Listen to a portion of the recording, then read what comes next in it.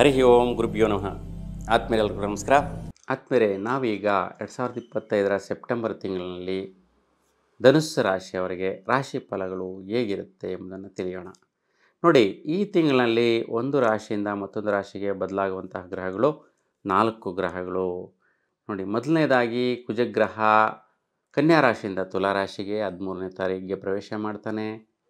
ಶುಕ್ರಗ್ರಹ ಕಟಕ ರಾಶಿಯಿಂದ ಸಿಂಹರಾಶಿಗೆ 14ನೇ ತಾರೀಕಿಗೆ ಪ್ರವೇಶ ಮಾಡುವಂತಹದ್ದು. ಬುಧಗ್ರಹ ಸಿಂಹರಾಶಿಯಿಂದ ಕನ್ಯಾ ರಾಶಿಗೆ 15ನೇ ತಾರೀಕಿಗೆ ಪ್ರವೇಶ ಮಾಡುತ್ತೆ. ಇನ್ನು ಸೂರ್ಯನು ಸಿಂಹರಾಶಿಯಿಂದ ಕನ್ಯಾ ರಾಶಿಗೆ 16ನೇ ತಾರೀಕಿಗೆ ಪ್ರವೇಶ ಮಾಡುವಂತಹದ್ದಿರುತ್ತೆ. ಹಾಗಾಗಿ ಈ 4 ದಿನಗಳು ಅಂದರೆ ಈ ಒಂದು ತಿಂಗಳ ಮಧ್ಯಕಾಲ ಅಂದರೆ 13, 14, 15, 16 ಕಂಟಿನ್ಯೂಸ್ಲಿ 4 ಗ್ರಹಗಳು ಬದಲಾವಣೆ ಆಗ್ತಾ ಇರ್ತಕ್ಕಂಥದ್ದು. ಇನ್ನು ಉಳಿದ ಗ್ರಹಗಳು ಯಥಾಸ್ಥಿತಿ ಸಂಚಾರದಲ್ಲಿರುತ್ತೆ. ಸೊ ಹಾಗಾಗಿ ಧನುಸ್ಸು ರಾಶಿಯವರಿಗೆ ಹೇಗೆ ಫಲ ಇದೆ ಅಂತ ನೋಡಿದ್ರೆ, ನೋಡಿ, ವೈಯಕ್ತಿಕವಾಗಿ ನಿಮ್ಮ ಅಭಿವೃದ್ಧಿ ಕಾರ್ಯಗಳು ಹೆಂಗಿರುತ್ತಪ್ಪ, ಈ ಒಂದು ತಿಂಗಳಲ್ಲಿ ಫೈನಾನ್ಷಿಯಲ್ ಸ್ಟೇಟಸ್ ಹಣಕಾಸನ್ನು ಎಷ್ಟರ ಮಟ್ಟಿಗೆ ನೀವು ಸಾಧಿಸುವಂತಹ ಫಲಾಫಲಗಳಿದೆ ಅನ್ನುವಂಥದ್ದೆಲ್ಲ ನಾವು ನೋಡೋಣ. ನೋಡಿ, ನಿಮ್ಮ ಇಂಡಿವಿಜುವಲ್ ಡೆವಲಪ್ಮೆಂಟಿಗೆ ಬಹಳಷ್ಟು ನಿಮಗೆ ಶ್ರೇಯಸ್ಸು ಸಿಗುತ್ತೆ, ಸ್ಟ್ರೆಂತ್ ಸಿಗುತ್ತೆ.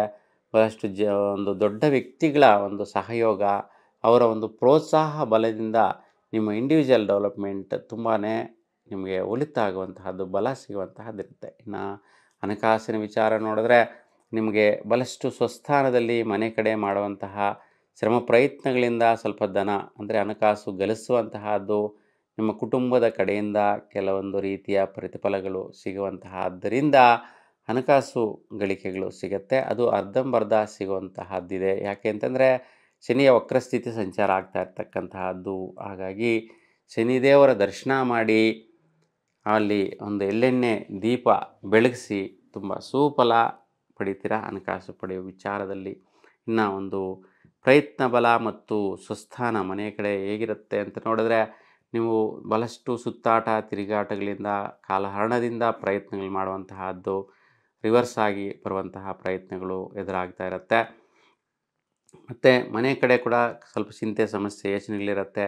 ಹಾಗಾಗಿ ಶಕ್ತಿ ಮಾತಾ ದರ್ಶನ ಮಾಡಿ ಅಲ್ಲಿ ನಿಂಬೆಹಣ್ಣಿನ ಒಂದು ಹಾರವನ್ನು ಅಂದರೆ 108 ನಿಂಬೆಹಣ್ಣಿನ ಹಾರವನ್ನು ಒಂದು ಶಕ್ತಿ ದೇವರಿಗೆ ಅರ್ಪಿಸೋದರಿಂದ ನಿಮ್ಮ ಪ್ರಯತ್ನಗಳೆಲ್ಲವೂ ಕೂಡ ತುಂಬ ದೊಡ್ಡ ಮೊತ್ತದಲ್ಲಿ ಸಕ್ಸಸ್ ಸಿಗುವಂತಹದ್ದಿರುತ್ತೆ.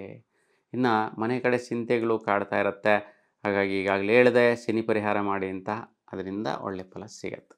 ಇನ್ನು ನಿಮಗೆ ಮುಖ್ಯವಾಗಿ ಮಕ್ಕಳ ವಿಚಾರ, ವ್ಯಾಸಂಗ ಮಾಡ್ತಾ ಇರ್ತಕ್ಕಂಥ ವಿದ್ಯಾರ್ಥಿಗಳಿಗೆ ಹೇಗಿರುತ್ತೆ ಅನ್ನುವಂತಹದ್ದು, ಮತ್ತು ಸುಖ ನೆಮ್ಮದಿ ಮಿತ್ರರ ವಿಚಾರ ಹೇಗಿರುತ್ತೆ ಅಂತ ನೋಡಿದ್ರೆ, ನಿಮಗೆ ಒಂದು ವಿದ್ಯಾಭ್ಯಾಸದಲ್ಲಿರ್ತಕ್ಕಂಥವರಿಗೆ ಈ ಒಂದು ಸಮಯದಲ್ಲಿ ಒಳ್ಳೆಯ ರೀತಿ ಪ್ರತಿಫಲಗಳು ಪ್ರಾರಂಭದಲ್ಲಿ ಸಿಗುತ್ತೆ. 13ರವರೆಗೂ ಒಳ್ಳೆಯ ರೀತಿಯ ಒಂದು ಬೆಳವಣಿಗೆ, ಮತ್ತು 13ರ ನಂತರ ಕೂಡ ಲಾಭದಾಯಕವಾದಂತಹ ಫಲಗಳನ್ನು ಪಡೆಯುವಂತಹ ಸ್ಥಿತಿ ಮಕ್ಕಳ ವಿಚಾರದಲ್ಲಿ ಮತ್ತು ವಿದ್ಯಾರ್ಥಿ ವಿಚಾರದಲ್ಲಿ ನಡೆಯುತ್ತೆ. 23ರ ನಂತರ ವೈಪರೀತ್ಯಗಳು ಉಂಟಾಗತ್ತೆ, ಎದುರಾಗತ್ತೆ. ನೋಡಿ, ಅಡಚಣೆಗಳು ಕುಂದಕಗಳು ಬರುತ್ತೆ, ಏನೇನೋ ಅಂದರೆ ರೀಸನ್ನೇ ಇರೋದಿಲ್ಲ. ಆ ರೀತಿಯ ಒಂದು ಎಡವಟ್ಟುಗಳು ಕಾದಿರುತ್ತೆ 23ರ ನಂತರ. ಹಾಗಾಗಿ ತುಂಬ ಜಾಗೃತೆಯಿಂದ ಇರಿ ವಿದ್ಯಾರ್ಥಿಗಳು ಮತ್ತು ಈ ಒಂದು ರಾಶಿಯಲ್ಲಿರ್ತಕ್ಕಂಥ ಮಕ್ಕಳ ವಿಚಾರದಲ್ಲಿ. ಈ ಸಮಯದಲ್ಲಿ ನಿಮ್ಮ ಮನೆಯ ನೈಋತ್ಯ ದಿಶೆಯಲ್ಲಿ ತುಪ್ಪದ ನಿಂಬೆ ದೀಪಗಳನ್ನು ಬೆಳಗಿಸೋದ್ರಿಂದ ಈ ಒಂದು ವೈಪರೀತ್ಯ ನಿವಾರಣೆ ಮಾಡ್ಕೋಬೋದಾಗಿರುತ್ತೆ. ಇನ್ನು ಸ್ನೇಹಿತರ ವಿಚಾರ ಕೂಡ ಅಷ್ಟೇ ತುಂಬ ಉತ್ತಮವಾಗಿ ಫಲ ಇರುತ್ತೆ. ಸ್ವಲ್ಪ ಸ್ನೇಹಿತರ ವಿಚಾರದಲ್ಲಿ ಕಷ್ಟಗಳಲ್ಲಿರ್ತಾರೆ ಪ್ರಾರಂಭದಲ್ಲಿ 14ರವರೆಗೂ. 14ರ ನಂತರ ಸ್ನೇಹಿತರಿಂದ ಕೆಲವೊಂದು ವ್ಯವಹಾರಗಳಿಂದ ಧನ ಸಹಾಯ ಆಗುವ ಸಾಧ್ಯತೆಗಳು ಕೂಡ ಇರುತ್ತೆ.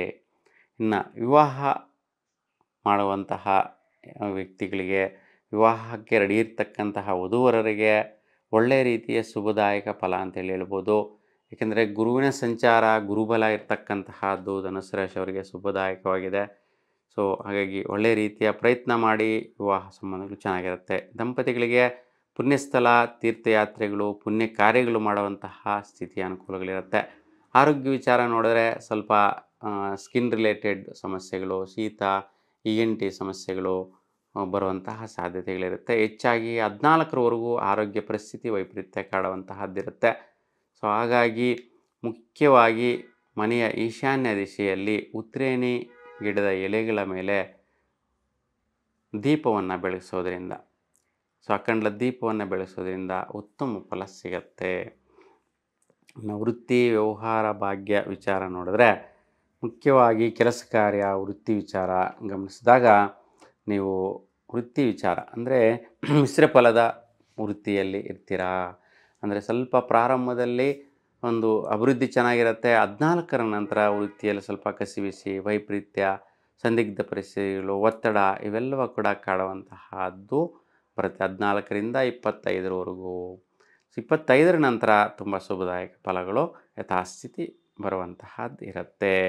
ಇನ್ನು ಭಾಗ್ಯ ಮತ್ತು ವೃತ್ತಿ ಅಂದರೆ ಕರ್ಮಸ್ಥಾನ, ಹಾಗೆ ಕರ್ಮ ಅಂತಂದರೆ ಮಾಡುವಂತಹ ಫಲಾಫಲಗಳು, ಲಾಭದಾಯಕ ಫಲಗಳು ಮತ್ತು ವ್ಯಾಪಾರ, ವ್ಯವಹಾರ, ವಹಿವಾಟುಗಳು. ಈ ವಿಚಾರದಲ್ಲಿ ನಿಮಗೆ 15 ಮತ್ತು 16ರ ನಂತರ ತುಂಬ ಹೆಚ್ಚಿನ ಸ್ಥಿತಿಯಲ್ಲಿ ನಿಮಗೆ ವೃತ್ತಿಯಲ್ಲಿ ಸೌಕರ್ಯಗಳು, ಅನುಕೂಲತೆಗಳು ಸಿಗತ್ತೆ, ಪ್ರತಿಫಲಗಳು ಸಿಗತ್ತೆ, ನೀವು ಅಂದುಕೊಂಡ ರೀತಿಯಲ್ಲಿ ನೆರವೇರುವಂತಹ ಸ್ಥಿತಿಗಳು ಬದಲಾಗುತ್ತೆ.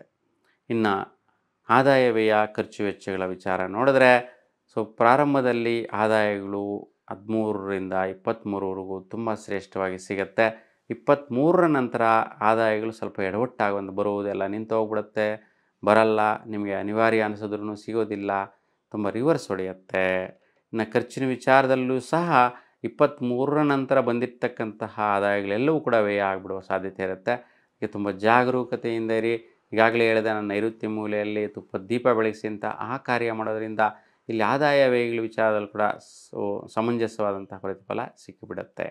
ಹಾಗಾಗಿ ಒಟ್ಟಾರೆಯಾಗಿ ನಿಮಗೆ ಒಂದು 3 ಗ್ರಹಗಳ ವೈಪರೀತ್ಯ ಜಾಸ್ತಿ ಇರ್ತಕ್ಕಂತಹದ್ದು ನಾನು ತಿಳಿಸಿರ್ತಕ್ಕಂಥ ಪರಿಹಾರ ಮಾಡ್ಕೊಳ್ಳಿ, ಸುಫಲ ಸಿಗುತ್ತೆ. ನಿಮ್ಮ ಇಷ್ಟ ದೇವರ ಅನುಗ್ರಹ ಸದಾಕಾಲ ನಿಮ್ಮ ಮೇಲಿರಲಿ ಅಂತ ಭಗವಂತನಲ್ಲಿ ಪ್ರಾರ್ಥಿಸ್ತಾ ಎಲ್ಲರೂ ಕೂಡ ಶುಭವಾಗಲಿ. ನಮಸ್ಕಾರ.